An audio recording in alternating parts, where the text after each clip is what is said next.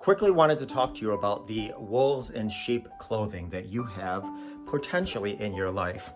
I was talking to somebody not too long ago, and they're like, Mr. J, I got to the point where I had to tell him, stop stopping by my house unannounced. You don't need to know all my business and be in my business. And, a little while went by, maybe a couple days, whatever. And she was saying, but he knows I'm single. He knows I has kids, and he knows that, I'm struggling financially. And he's such a sweet and kind, thoughtful, generous guy.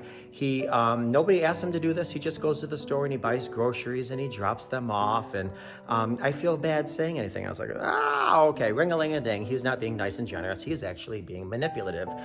He knew that you put a boundary down.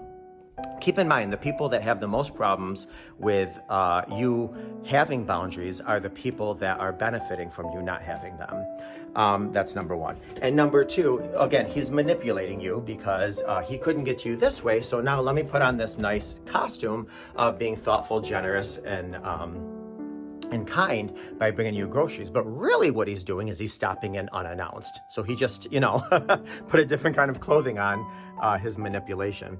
So I want you to be very, very mindful of the people in your life that are disguised as kind and compassionate and good, but really their intention or agenda is really to manipulate you. It's a very different story to have boundaries and then a very different story to enforce them. Keep in mind, once you start enforcing boundaries, what happens a lot of times is people like to start taking you down guilt trips, and you don't want to go on those vacations. So what you have to do is you have to work on any internal guilt you have within you.